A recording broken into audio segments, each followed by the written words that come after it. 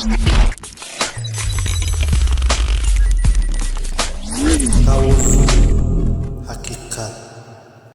بس که سوال زیاده من میخوانم کامنتاری شما را میخوانم که بسیار شکایت ها هم هست که مثلا سوال های ما جواب نگرفتیم گفته شاید این خیلش هم امکان دارد ولی انشاءالله که نوبت قطعی من جواب گفتن میگیرم شاید خیلی هفته نشید هفته دیگر نشید هفته دیگر خلاص انشاءالله تا ای سوالی دادگید ثواب هم میگیری اگر خودت هم که اگر با گوش کردنش نرسید دیگرها گوش میکنن فایده او سوالی تر اونا برخوردار میشوند.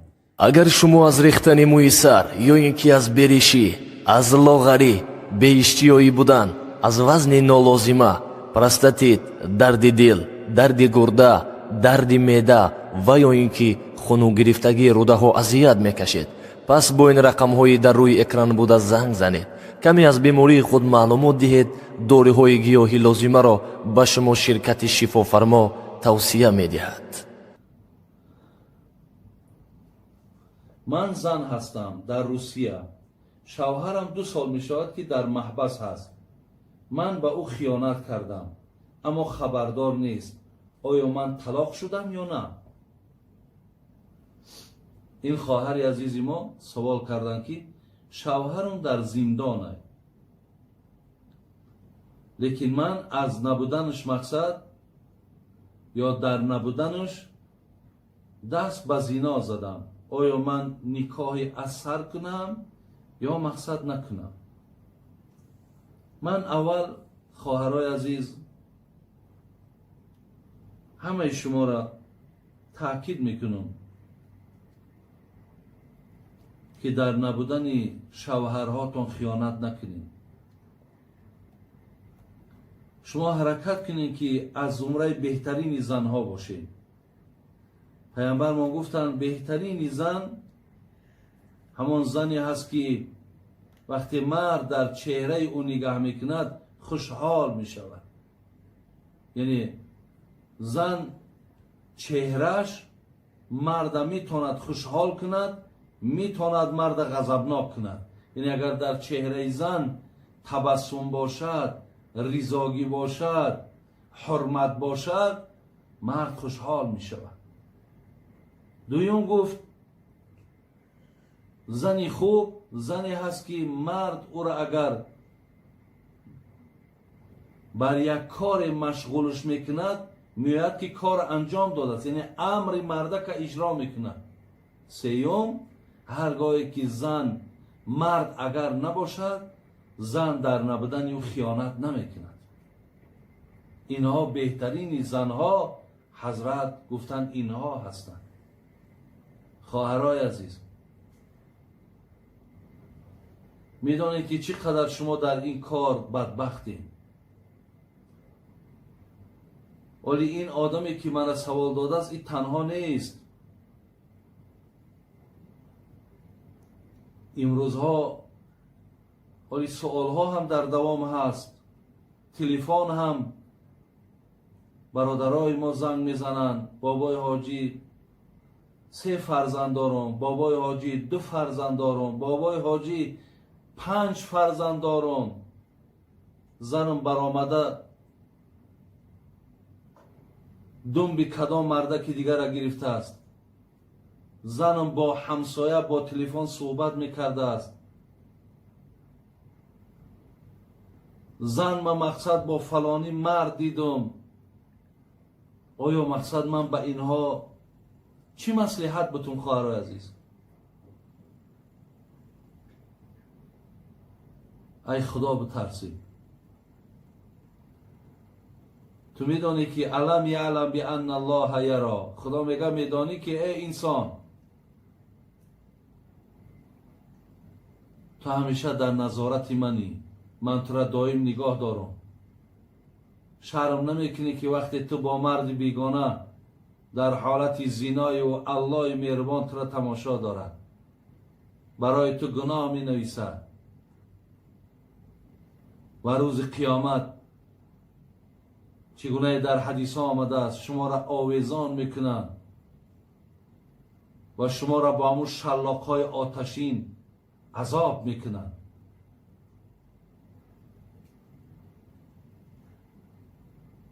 زین لحاظ شما برای این کار کردگیتان توبه کنید،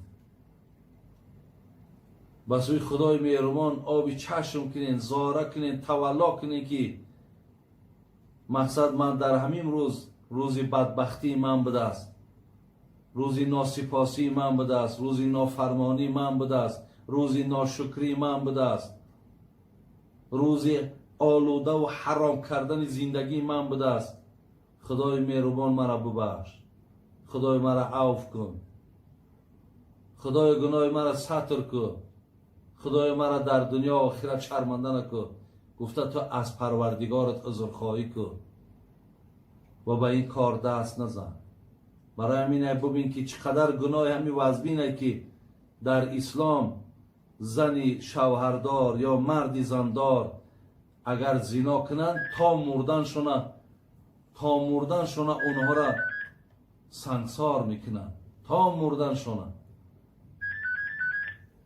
برای همین خواهرای عزیز، برادرای خیلی عزیز، هیچگاه دست به این کار حرام نزنید، هیچگاه دست به این کار حرام نزنید. زیرا بسیار بسیار من در اینجا کتابی دارم در باب زنا هم بسیار حدیث های آورده است.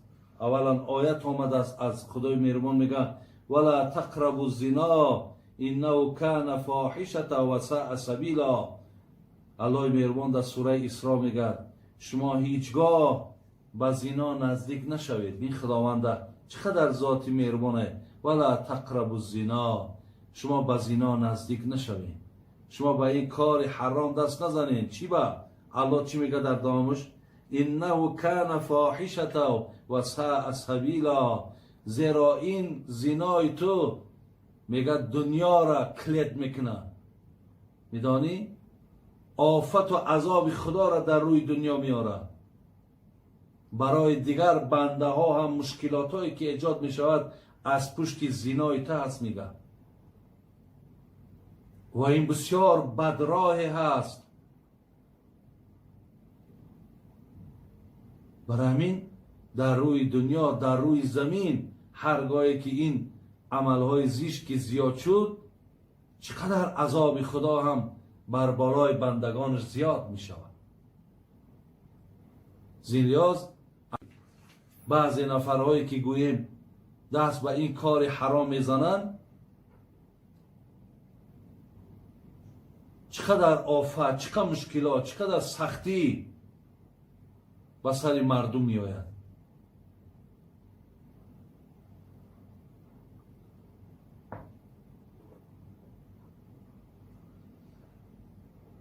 حدیثی که دیگر آمده است، خب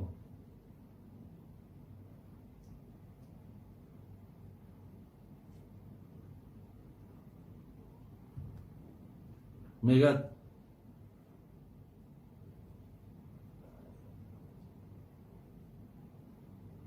کما ورد فی الزبور مکتوبا، در کتاب زبور حضرت داوود میگه نویسانده شده است این الزنات معلقون بفروجهم فی النار یضربون علیها بسیاط من حدید. میگه در کتاب زبور نویسانده شده است که هر نفری که اگر در دنیا زناکاره، خواه مرده، خواه زنه، اونها را میگه از همون فرجهاشون آویزان میکنن و با قمچینهای آتشین، آهنین اونها را عذاب میکنن. اینکه عذابهای آخرت چگویی؟ پیامبر میگه ثلاثه لا یکلمهم الله یوم القیامه ولا ینظر الیهم ولا یزکیهم ولهم عذاب علیم شیخ ضانی ملک کذاب و عائل مستکبر. 3 نفر در روز قیامت بسیار عذابی دردناک دارند. یک نفری، اون برادر عزیز، نفری است که در دنیا دست به زنا زده است. برای همین تو یک لحظه ای که با فکر خودت معیشت کردی